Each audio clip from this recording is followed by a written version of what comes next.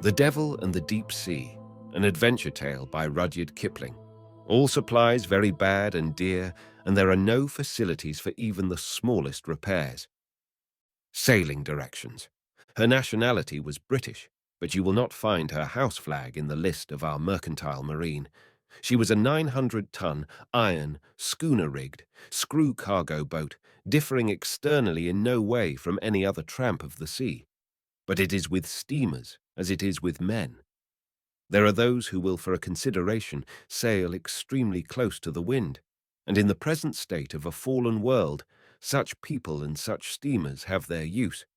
From the hour that the Aglaia first entered the Clyde, new, shiny, and innocent, with a quart of cheap champagne trickling down her cutwater, Fate and her owner, who was also her captain, decreed that she should deal with embarrassed crowned heads, fleeing presidents, financiers of overextended ability, women to whom change of air was imperative, and the lesser law-breaking powers.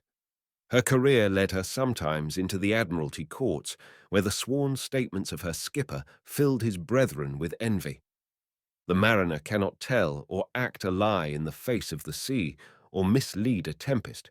But, as lawyers have discovered, he makes up for chances withheld when he returns to shore, an affidavit in either hand. The Aglaia figured with distinction in the great Mackinaw salvage case. It was her first slip from virtue, and she learned how to change her name, but not her heart, and to run across the sea. As the guiding light, she was very badly wanted in a South American port for the little matter of entering harbour at full speed, colliding with a coal hulk and the state's only man of war, just as that man of war was going to coal. She put to sea without explanations, though 3 forts fired at her for half an hour. As the Julia MacGregor, she had been concerned in picking up from a raft certain gentlemen who should have stayed in Noumea, but who preferred making themselves vastly unpleasant to authority in quite another quarter of the world. And as the Shah-in-Shah, she had been overtaken on the high seas, indecently full of munitions of war, by the cruiser of an agitated power at issue with its neighbour. That time she was very nearly sunk, and her riddled hull gave eminent lawyers of 2 countries great profit.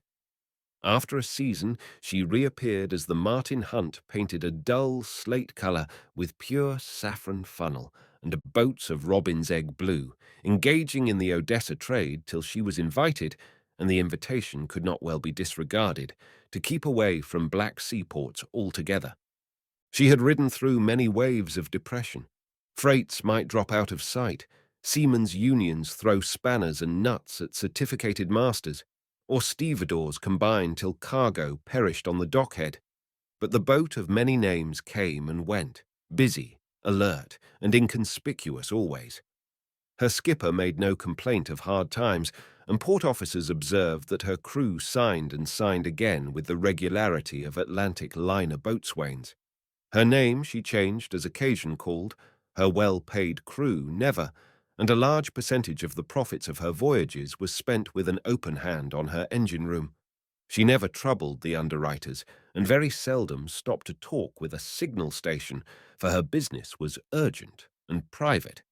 But an end came to her tradings, and she perished in this manner.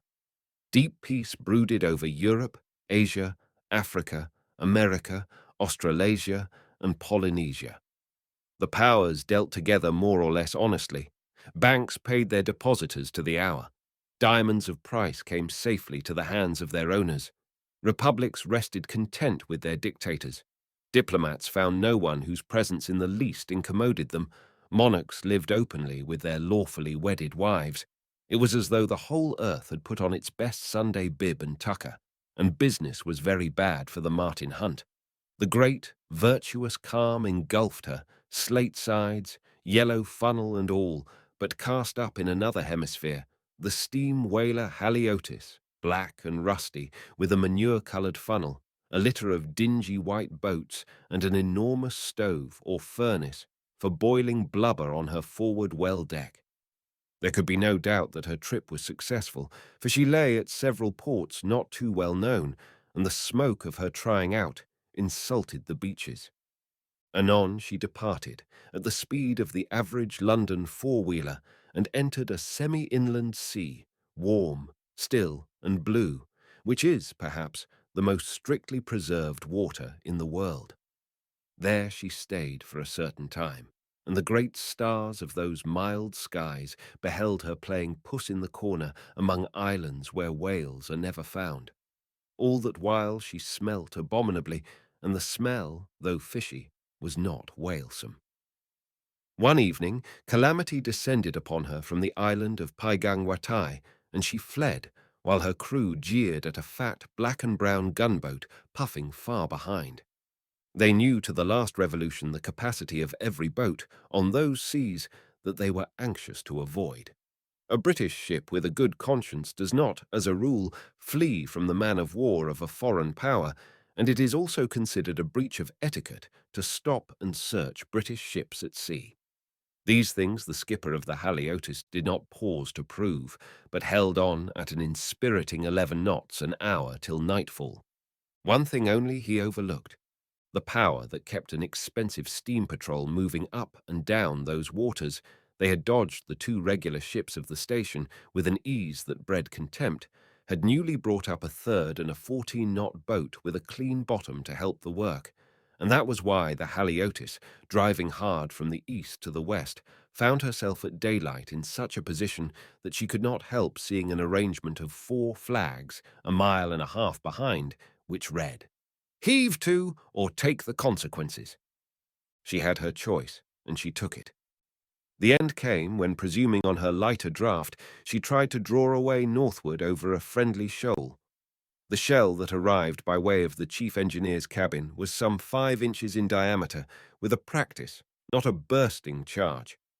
It had been intended to cross her bows, and that was why it knocked the framed portrait of the chief engineer's wife, and she was a very pretty girl, onto the floor, splintered his wash-hand stand, crossed the alleyway into the engine room, and striking on a grating, dropped directly in front of the forward engine, where it burst, neatly fracturing both the bolts that held the connecting rod to the forward crank.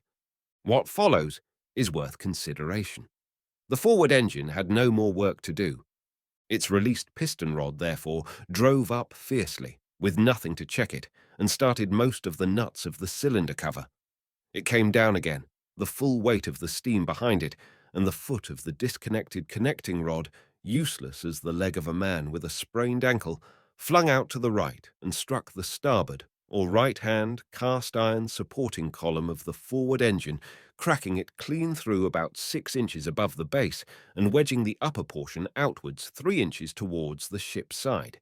There the connecting rod jammed. Meantime, the after engine, being as yet unembarrassed, went on with its work, and in so doing brought round at its next revolution the crank of the forward engine, which smote the already jammed connecting rod, bending it and therewith the piston rod crosshead, the big crosspiece that slides up and down so smoothly. The crosshead jammed sideways in the guides, and in addition to putting further pressure on the already broken starboard supporting column, cracked the port or left-hand supporting column in 2 or 3 places. There being nothing more that could be made to move, the engines brought up, all standing, with a hiccup that seemed to lift the Haliotis a foot out of the water, and the engine-room staff, opening every steam outlet that they could find in the confusion, arrived on deck somewhat scalded but calm. There was a sound below of things happening, a rushing, clicking, purring, grunting, rattling noise that did not last for more than a minute. It was the machinery adjusting itself on the spur of the moment to 100 altered conditions. Mr. Wardrop, 1 foot on the upper grating, inclined his ear sideways and groaned. You cannot stop engines working at 12 knots an hour in 3 seconds without disorganizing them. The Haliotis slid forward in a cloud of steam, shrieking like a wounded horse. There was nothing more to do. The 5-inch shell with a reduced charge had settled the situation, and when you are full, all 3 holds of strictly preserved pearls. When you have cleaned out the Tanner Bank, the Seahorse Bank, and 4 other banks from one end to the other of the Amanala Sea, when you have ripped out the very heart of a rich government monopoly so that 5 years will not repair your wrongdoings. You must smile and take what is in store. But the skipper reflected, as a launch put out from the man-of-war, that he had been bombarded on the high seas with the British flag, several of them picturesquely disposed above him, and tried to find comfort from the thought. "Where?" said the stolid naval lieutenant, hoisting himself aboard. "Where are those damn pearls?" They were there beyond evasion. No affidavit could do away with the fearful smell of decayed oysters, the diving dresses, and the shell-littered hatches. They were there to the value of £70,000, more or less, and every pound poached.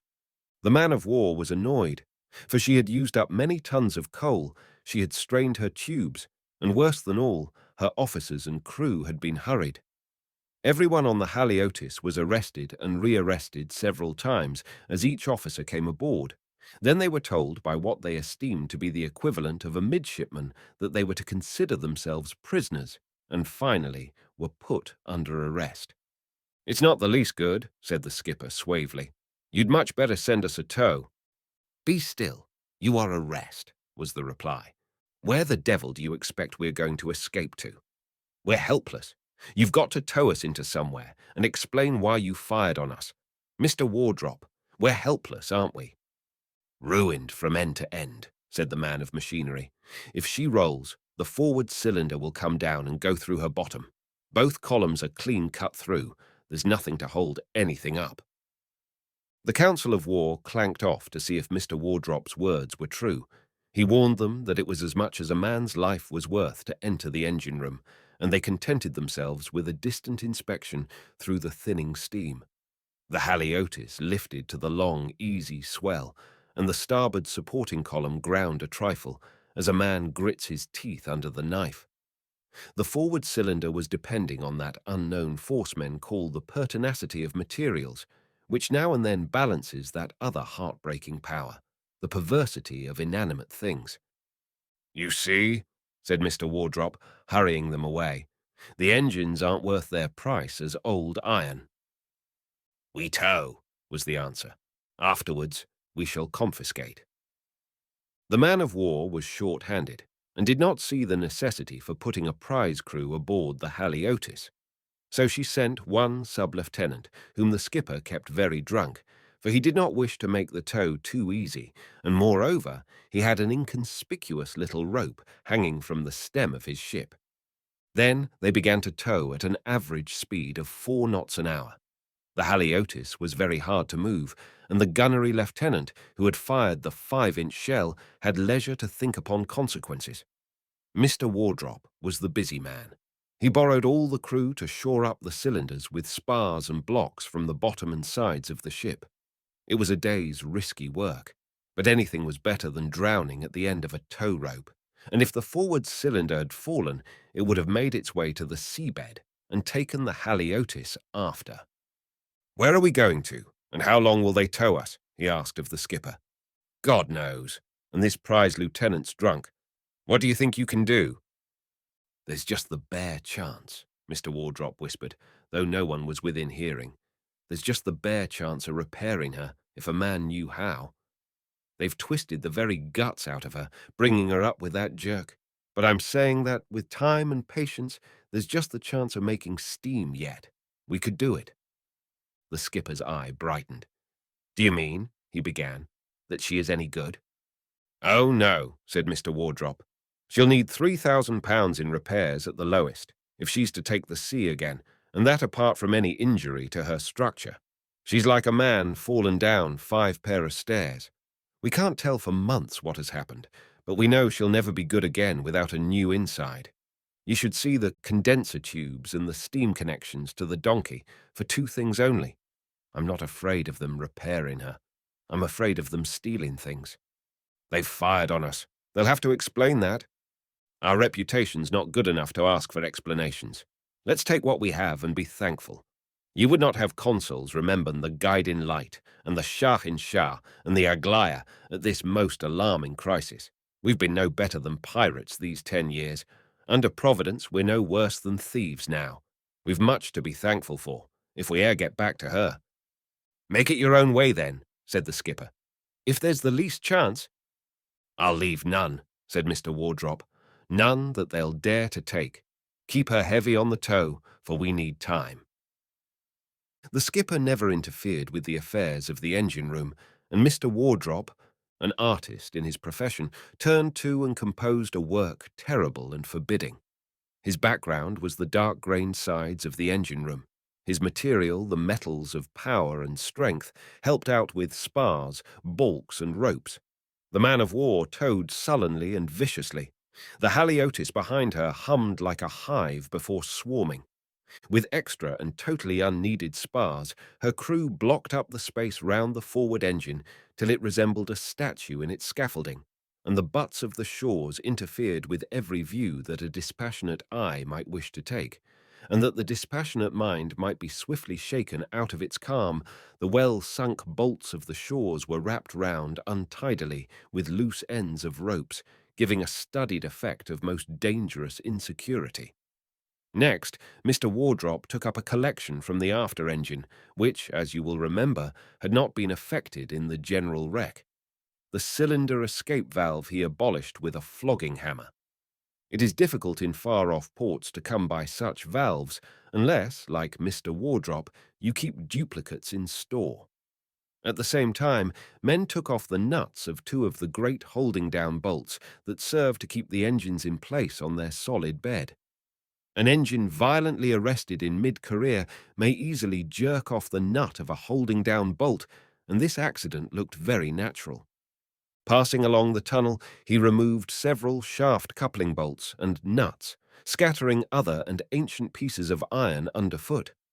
Cylinder bolts he cut off to the number of 6 from the after-engine cylinder, so that it might match its neighbour, and stuffed the bilge and feed pumps with cotton waste. Then he made up a neat bundle of the various odds and ends that he had gathered from the engines, little things like nuts and valve spindles, all carefully tallowed, and retired with them under the floor of the engine-room, where he sighed, being fat, as he passed from manhole to manhole of the double bottom, and in a fairly dry submarine compartment hid them. Any engineer, particularly in an unfriendly port, has a right to keep his spare stores where he chooses, and the foot of one of the cylinder shores blocked all entrance into the regular storeroom, even if that had not been already closed with steel wedges. In conclusion, he disconnected the after engine, laid piston and connecting rod, carefully tallowed where it would be most inconvenient to the casual visitor, took out 3 of the 8 collars of the thrust block, hid them where only he could find them again, filled the boilers by hand, wedged the sliding doors of the coal bunkers, and rested from his labours. The engine-room was a cemetery, and it did not need the contents of the ash lift through the skylight to make it any worse. He invited the skipper to look at the completed work. "Saw ye ever such a forsaken wreck as that?" said he proudly. "It almost frights me to go under those shores. Now, what do you think they'll do to us?" "Wait till we see," said the skipper. "It'll be bad enough when it comes." He was not wrong. The pleasant days of towing ended all too soon. Though the Haliotis trailed behind her, a heavily weighted jib stayed out into the shape of a pocket, and Mr. Wardrop was no longer an artist of imagination, but one of 27 prisoners in a prison full of insects. The man-of-war had towed them to the nearest port, not to the headquarters of the colony, and when Mr. Wardrop saw the dismal little harbour, with its ragged line of Chinese junks, its one crazy tug, and the boat-building shed that, under the charge of a philosophical Malay, represented a dockyard, he sighed and shook his head. "I did well," he said. "This is the habitation of wreckers and thieves. We're at the uttermost ends of the earth. Think you they'll ever know in England?" "Doesn't look like it," said the skipper. They were marched ashore with what they stood up in, under a generous escort, and were judged according to the customs of the country, which, though excellent, are a little out of date. There were the pearls, there were the poachers, and there sat a small but hot governor. He consulted for a while, and then things began to move with speed, for he did not wish to keep a hungry crew at large on the beach, and the man-of-war had gone up the coast. With a wave of his hand, a stroke of the pen was not necessary. He consigned them to the black gang tana, the back country, and the hand of the law removed them from his sight and the knowledge of men. They were marched into the palms, and the back country swallowed them up, all the crew of the Haliotis. Deep peace continued to brood over Europe, Asia, Africa, America, Australasia, and Polynesia. It was the firing that did it. They should have kept their counsel. But when a few thousand foreigners are bursting with joy over the fact that a ship under the British flag has been fired at on the high seas, news travels quickly. And when it came out that the pearl-stealing crew had not been allowed access to their consul, there was no consul within a few hundred miles of that lonely port, even the friendliest of powers has a right to ask questions. The great heart of the British public was beating furiously on account of the performance of a notorious racehorse and had not a throb to waste on distant accidents.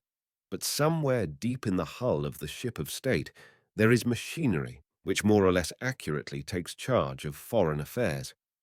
That machinery began to revolve, and who so shocked and surprised as the power that had captured the Haliotis? It explained that colonial governors and faraway men of war were difficult to control, and promised that it would most certainly make an example both of the governor and the vessel. As for the crew reported to be pressed into military service in tropical climes, it would produce them as soon as possible, and it would apologize if necessary. Now, no apologies were needed. When one nation apologizes to another, millions of amateurs who have no earthly concern with the difficulty hurl themselves into the strife and embarrass the trained specialist. It was requested that the crew be found, if they were still alive. They had been 8 months beyond knowledge, and it was promised that all would be forgotten. The little governor of the little port was pleased with himself. 27 white men made a very compact force to throw away on a war that had neither beginning nor end.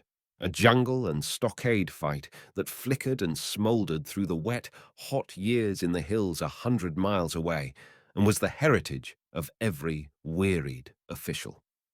He had, he thought, deserved well of his country, and if only someone would buy the unhappy Haliotis, moored in the harbour below his veranda, his cup would be full. He looked at the neatly silvered lamps that he had taken from her cabins and thought of much that might be turned to account. But his countrymen in that moist climate had no spirit. They would peep into the silent engine room and shake their heads. Even the men of war would not tow her further up the coast, where the governor believed that she could be repaired. She was a bad bargain, but her cabin carpets were undeniably beautiful, and his wife approved of her mirrors. 3 hours later, cables were bursting round him like shells, for though he knew it not, he was being offered as a sacrifice by the Nether to the upper millstone, and his superiors had no regard for his feelings. He had, said the cables, grossly exceeded his power and failed to report on events. He would, therefore, at this he cast himself back in his hammock, produce the crew of the Haliotis. He would send for them, and if that failed, he would put his dignity on a pony and fetch them himself. He had no conceivable right to make pearl poachers serve in any war. He would be held responsible. Next morning, the cables wished to know whether he had found the crew of the Haliotis. They were to be found, freed, and fed. He was to feed them, till such time as they could be sent to the nearest English port in a man of war. If you abuse a man long enough in great words flashed over the seabeds, things happen. The governor sent inland swiftly for his prisoners, who were also soldiers, and never was a militia regiment more anxious to reduce its strength. No power short of death could make these madmen wear the uniform of their service. They would not fight except with their fellows, and it was for that reason the regiment had not gone to war, but stayed in a stockade, reasoning with the new troops. The autumn campaign had been a fiasco, but here were the Englishmen. All the regiment marched back to guard them, and the hairy enemy, armed with blowpipes, rejoiced in the forest. 5 of the crew had died, but there lined up on the governor's veranda 22 men marked about the legs with the scars of leech bites. A few of them wore fringes that had once been trousers. The others used loincloths of gay patterns, and they existed beautifully but simply in the governor's veranda, and when he came out, they sang at him. When you have lost £70,000 worth of pearls, your pay, your ship, and all your clothes, and have lived in bondage for 5 months beyond the faintest pretenses of civilization, you know what true independence means, for you become the happiest of created things, natural man. The governor told the crew that they were evil, and they asked for food. When he saw how they ate, and when he remembered that none of the Pearl Patrol boats were expected for 2 months, he sighed. But the crew of the Haliotis lay down in the veranda and said that they were pensioners of the governor's bounty. A grey-bearded man, fat and bald-headed, his one garment a green and yellow loincloth, saw the Haliotis in the harbour and bellowed for joy. The men crowded to the veranda rail, kicking aside the long cane chairs. They pointed, gesticulated, and argued freely, without shame. The militia regiment sat down in the governor's garden. The governor retired to his hammock. It was as easy to be killed lying as standing, and his women squeaked from the shuttered rooms. "She's sold," said the grey, tilde-bearded man, pointing to the Haliotis. He was Mr. Wardrop. "No good," said the governor, shaking his head. "No one come by." "He's taken my lamps, though," said the skipper. He wore one leg of a pair of trousers, and his eye wandered along the veranda. The governor quailed. There were cuddy camp stools and the skipper's writing table in plain sight. "They've cleaned her out, of course," said Mr. Wardrop. "They would. We'll go aboard and take an inventory. See?" He waved his hands over the harbour. "We live there now. Sorry?" The governor smiled a smile of relief. "He's glad of that," said one of the crew reflectively. "I shouldn't wonder." They flocked down to the harbour front, the militia regiment clattering behind, and embarked themselves in what they found. It happened to be the governor's boat. Then they disappeared over the bulwarks of the Haliotis, and the governor prayed that they might find occupation inside. Mr. Wardrop's first bound took him to the engine room, and when the others were patting the well-remembered decks, they heard him giving God thanks that things were as he had left them. The wrecked engine stood over his head untouched. No inexpert hand had meddled with his shores. The steel wedges of the storeroom were rusted home, and best of all, the 160 tons of good Australian coal in the bunkers had not diminished. "I don't understand it," said Mr. Wardrop. "Any Malay knows the use of copper. They ought to have cut away the pipes, and with Chinese junks coming here too. It's a special interposition or providence." "You think so?" said the skipper from above. "There's only been one thief here, and he's cleaned her out of all my things anyhow." Here the skipper spoke less than the truth, for under the planking of his cabin, only to be reached by a chisel, lay a little money which never drew any interest, his sheet anchor to windward. It was all in clean sovereigns that pass current the world over, and might have amounted to more than £100. "He's left me alone. Let's thank God," repeated Mr. Wardrop. "He's taken everything else. Look!"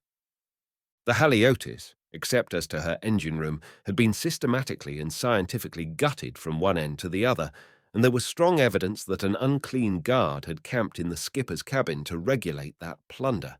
She lacked glass, plate, crockery, cutlery, mattresses, cuddy carpets and chairs, all boats, and her copper ventilators.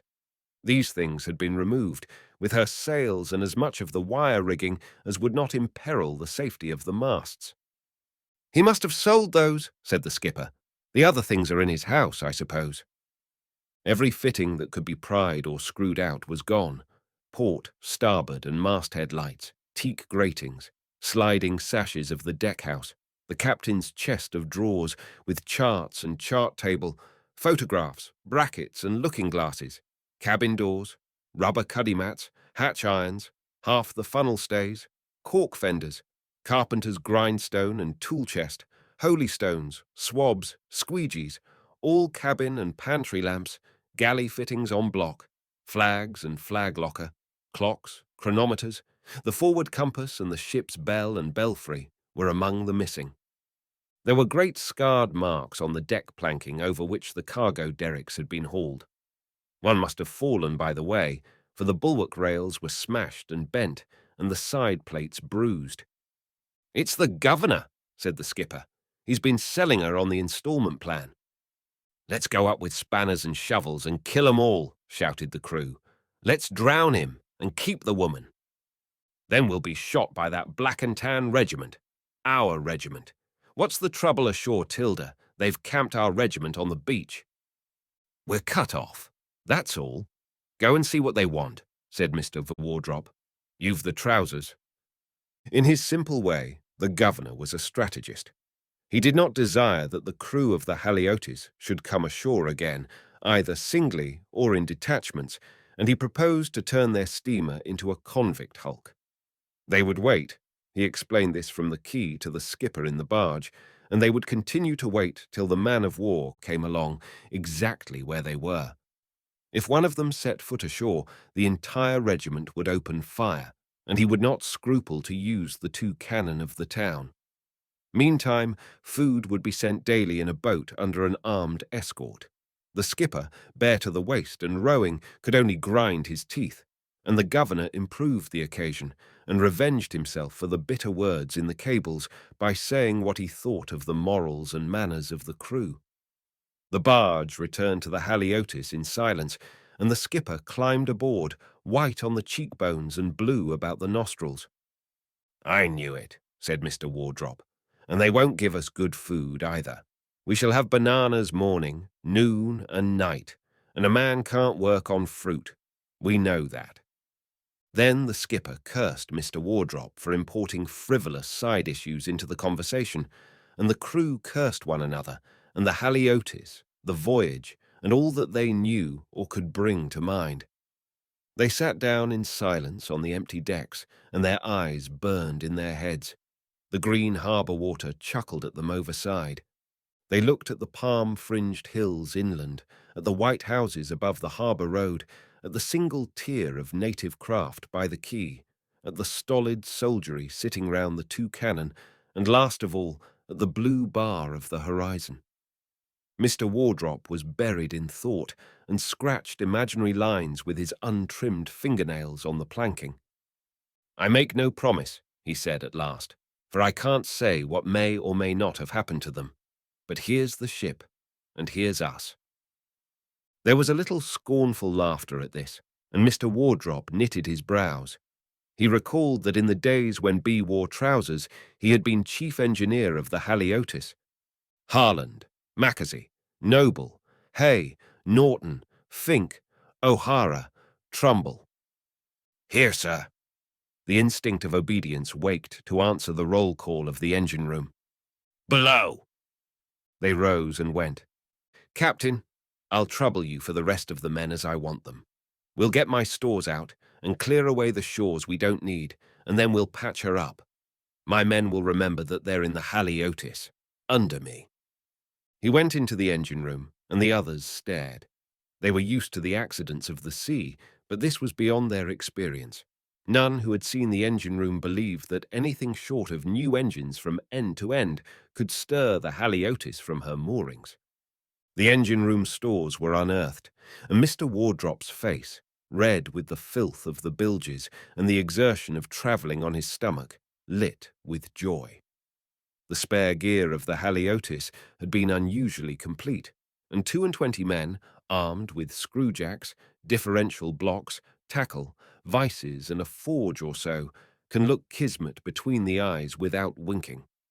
The crew were ordered to replace the holding down and shaft-bearing bolts and return the collars of the thrust block. When they had finished, Mr. Wardrop delivered a lecture on repairing compound engines without the aid of the shops, and the men sat about on the cold machinery. The crosshead jammed in the guides, leered at them drunkenly, but offered no help.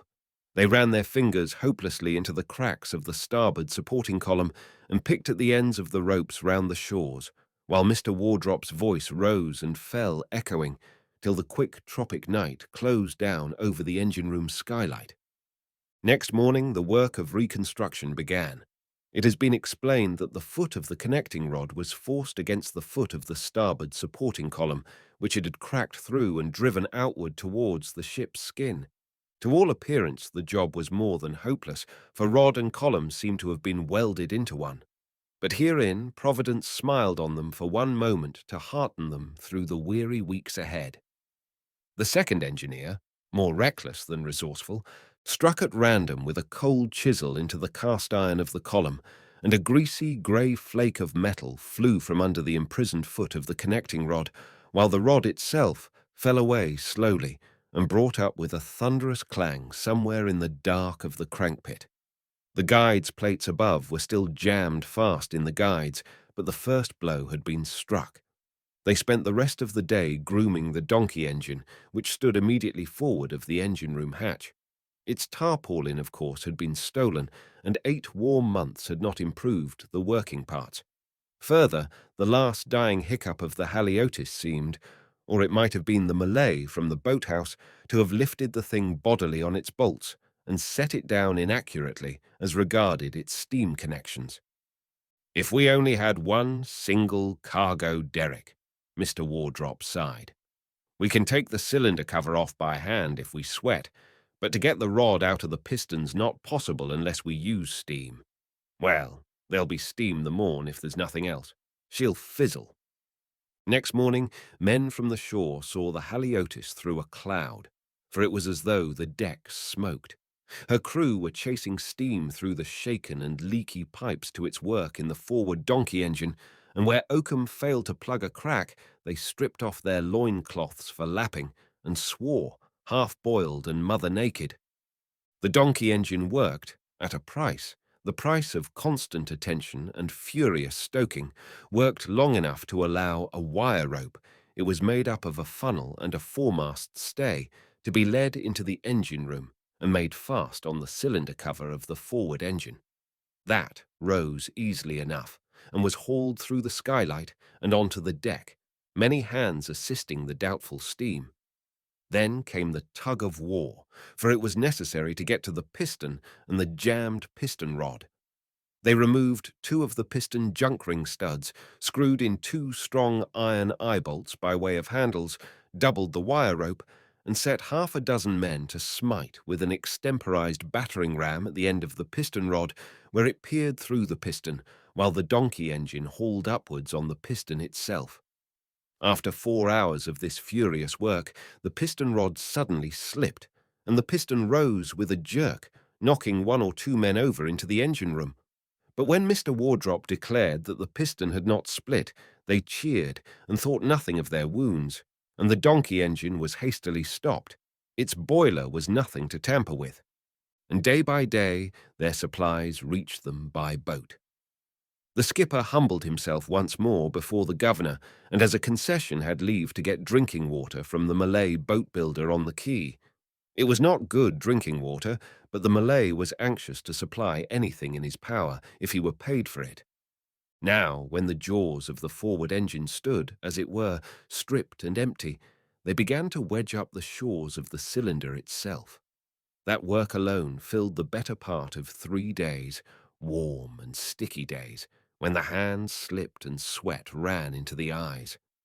When the last wedge was hammered home, there was no longer an ounce of weight on the supporting columns, and Mr. Wardrop rummaged the ship for boilerplate 3/4 of an inch thick, where he could find it. There was not much available, but what there was more than beaten gold to him.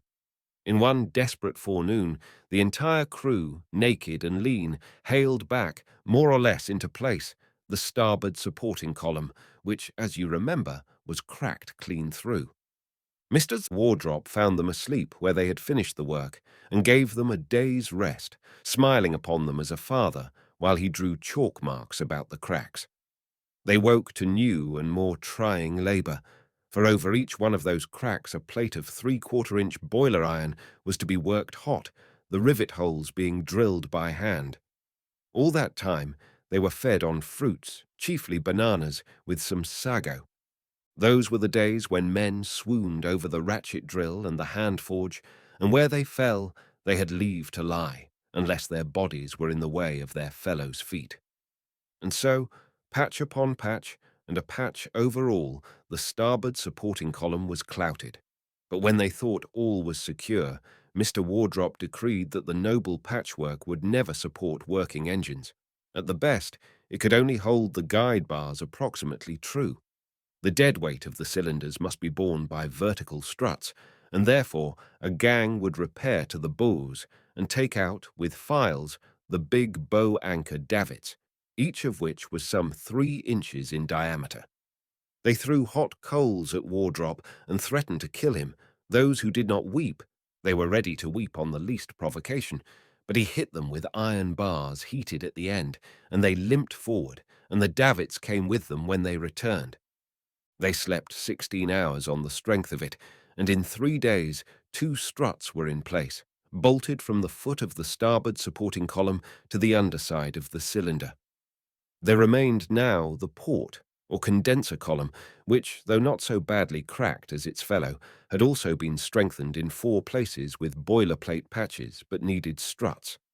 They took away the main stanchions of the bridge for that work, and crazy with toil, did not see till all was in place that the rounded bars of iron must be flattened from top to bottom to allow the air pump levers to clear them. It was Wardrop's oversight, and he wept bitterly before the men as he gave the order to unbolt the struts and flatten them with hammer and the flame. Now the broken engine was underpinned firmly, and they took away the wooden shores from under the cylinders and gave them to the robbed bridge, thanking God for even half a day's work on gentle, kindly wood instead of the iron that had entered into their souls. 8 months in the back country among the leashes, at a temperature of 84 degrees moist, is very bad for the nerves. They had kept the hardest work to the last, as boys save Latin prose, and, worn though they were, Mr. Wardrop did not dare to give them rest. The piston rod and connecting rod were to be straightened, and this was a job for a regular dockyard with every appliance. They fell to it, cheered by a little chalk showing of work done, and time consumed which Mr. Wardrop wrote up on the engine-room bulkhead. 15 days had gone, 15 days of killing labour, and there was hope before them. It is curious that no man knows how the rods were straightened. The crew of the Haliotis remember that week very dimly, as a fever patient remembers the delirium of a long night. There were fires everywhere, they say. The whole ship was one consuming furnace, and the hammers were never still. Now, there could not have been more than one fire at the most, for Mr. Wardrop distinctly recalls that no straightening was done except under his own eye. They remember, too, that for many years voices gave orders which they obeyed with their bodies, but their minds were abroad on all the seas. It seems to them that they stood through days and nights, slowly sliding a bar backwards and forwards through a white glow that was part of the ship. They remember an intolerable noise in their burning heads from the walls of the stokehole, and they remember being savagely beaten by men whose eyes seemed asleep. When their shift was over, they would draw straight lines in the air, anxiously and repeatedly, and would question one another in their sleep, crying, "Is she straight?" At last, they do not remember whether this was by day or by night, Mr. Wardrop began to dance clumsily and wept the while, and they too danced and wept and went to sleep twitching all over. And when they woke, men said that the rods were straightened, and no one did any work for 2 days, but lay on the decks and ate fruit. Mr. Wardrop would go below from time to time and pat the 2 rods where they lay, and they heard him singing hymns. Then his trouble of mind went from him, and at the end of the 3rd day's idleness he made a drawing in chalk upon the deck, with letters of the alphabet at the angles. He pointed out that, though the piston rod was more or less straight, the piston rod crosshead, the thing that had been jammed sideways in the guides, had been badly strained, and had cracked the lower end of the piston rod. He was going to forge and shrink a wrought iron collar on the neck of the piston rod where it joined the crosshead, and from the collar he would bolt a Y-shaped piece of iron whose lower arms should be bolted into the crosshead. If anything more were needed, they could use up the last of the boilerplate. So the forges were lit again, and men burned their bodies, but hardly felt the pain. The finished connection was not beautiful, but it seemed strong enough, at least as strong as the rest of the machinery, and with that job their labours came to an end. All that remained was to connect up the engines and to get food and water. The skipper and 4 men dealt with the Malay boat builder by night chiefly. It was no time to haggle over the price of sago and dried fish. The others stayed aboard and replaced piston, piston rod, cylinder cover, crosshead, and bolts with the aid of the faithful donkey engine. The cylinder cover was hardly steam-proof, and the eye of science might have seen in the connecting rod a flexure something like that of a Christmas tree candle, which has melted and been straightened by hand over a stove, but, as Mr. Wardrop said, she didn't hit anything. As soon as the last bolt was in place, men tumbled over one another in their anxiety to get to the hand starting gear, the wheel and worm, by which some engines can be moved when there is no steam aboard. They nearly wrenched off the wheel, but it was evident to the blindest eye that the engines stirred. They did not revolve in their orbits with any enthusiasm, as good machines should. Indeed, they groaned not a little, but they moved over and came to rest in a way which proved that they still recognized man's hand. Then Mr. Wardrop sent his slaves into the darker bowels of the engine-room and the stoke-hole, and followed them with a flare-lamp. The boilers were sound, but would take no harm from a little scaling and cleaning. Mr. Wardrop would not have anyone overzealous, for he feared what the next stroke of the tool might show. "The less we know about her now," said he, "the better for us all, I'm thinking. You'll understand me when I say that this is in no sense regular engineering." As his raiment, when he spoke, was his grey beard and uncut hair, they believed him. They did not ask too much of what they met, but polished and tallowed and scraped it to a false brilliancy. "A lick of paint would make me easier in my mind," said Mr. Wardrop plaintively. "I know half the condenser tubes are started, and the propeller shafting is God knows how far out of the true, and we'll need a new air pump, and the main steam leaks like a sieve, and there's worse each way I look, but paint's like clothes to a man, and ours is near all gone." The skipper unearthed some stale, ropey paint of the loathsome green that they used for the galleys of sailing ships, and Mr. Wardrop spread it abroad lavishly to give the engines self-respect. His own was returning day by day, for he wore his loincloth continuously, but the crew, having worked under orders, did not feel as he did. The completed work satisfied Mr. Wardrop. He would at the last have made shift to run to Singapore, and gone home without vengeance taken to show his engines to his brethren in the craft, but the others and the captain forbade him. They had not yet recovered their self-respect.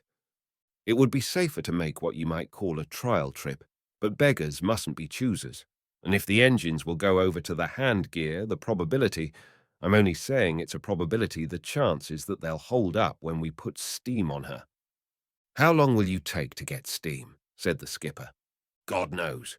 4 hours, a day, half a week. If I can raise £60, I'll not complain. Be sure of her first. We can't afford to go out half a mile and break down. My soul and body, man, we're one continuous breakdown, fore and aft. We might fetch Singapore, though." "We'll break down at Paigang Watai, where we can do good," was the answer, in a voice that did not allow argument. "She's my boat, and I've had 8 months to think in." No man saw the Haliotis depart, though many heard her. She left at 2 in the morning, having cut her moorings, and it was none of her crew's pleasure that the engine should strike up a thundering half-seas-over chanty that echoed among the hills. Mr. Wardrop wiped away a tear as he listened to the new song. "She's gibbering. She's just gibbering," he whimpered. "Yon's the voice of a maniac." And if engines have any soul, as their masters believe, he was quite right. There were outcries and clamours, sobs and bursts of chattering laughter, silences where the trained ear yearned for the clear note, and torturing reduplications where there should have been one deep voice. Down the screw shaft ran murmurs and warnings, while a heart-diseased flutter without told that the propeller needed re-keying. "How does she make it?" said the skipper. "She moves, but she's breaking my heart. The sooner we're at Paigang Watai, the better. She's mad, and we're waking the town." "Is she at all near safe?" What do I care how safe she is? She's mad. Hear that now. To be sure, nothing's hitting anything, and the bearings are fairly cool, but can you not hear? If she goes, said the skipper, I don't care a curse, and she's my boat too. She went, trailing a fathom of weed behind her. From a slow 2 knots an hour, she crawled up to a triumphant 4. Anything beyond that made the struts quiver dangerously and filled the engine room with steam. Morning showed her out of sight of land, and there was a visible ripple under her bows. But she complained bitterly in her bowels, and, as though the noise had called it, there shot along across the purple sea a swift, dark proa, hawk-like and curious, which presently ranged alongside and wished to know if the Haliotis were helpless. Ships, even the steamers of the white men, had been known to break down in those waters, and the honest Malay and Javanese traders would sometimes aid them in their own peculiar way. But this ship was not full of lady passengers and well-dressed officers. Men, white, naked, and savage, swarmed down her sides. Some with red-hot iron bars and others with large hammers threw themselves upon those innocent inquiring strangers, and before any man could say what had happened, were in full possession of the proa, while the lawful owners bobbed in the water overside. Half an hour later, the proa's cargo of sago and trepang, as well as a doubtful-minded compass, was in the Haliotis. The 2 huge triangular mat sails, with their 70-foot yards and booms, had followed the cargo and were being fitted to the stripped masts of the steamer. They rose, they swelled, they filled, and the empty steamer visibly laid over as the wind took them. They gave her nearly 3 knots an hour, and what better could men ask? But if she had been forlorn before, this new purchase made her horrible to see. Imagine a respectable charwoman in the tights of a ballet dancer rolling drunk along the streets, and you will come to some faint notion of the appearance of that 900-ton, well-decked, once schooner-rigged cargo boat as she staggered under her new help, shouting and raving across the deep. With steam and sail that marvellous voyage continued, and the bright-eyed crew looked over the rail, desolate, unkempt, unshorn, shamelessly clothed beyond the decencies. At the end of the 3rd week, she sighted the island of Paigangwatai, whose harbour is the turning point of a Pearl Sea Patrol. Here the gunboats stay for a week, ere they retrace their line. There is no village at Paigangwatai, only a stream of water, some palms, and a harbour safe to rest in till the first violence of the southeast monsoon has blown itself out. They opened up the low coral beach, with its mound of whitewashed coal ready for supply, the deserted huts for the sailors, and the flagless flagstaff. Next day, there was no Haliotis, only a little proa rocking in the warm rain at the mouth of the harbour, whose crew watched with hungry eyes the smoke of a gunboat on the horizon. Months afterwards, there were a few lines in an English newspaper to the effect that some gunboat of some foreign power had broken her back at the mouth of some faraway harbour by running at full speed into a sunken wreck.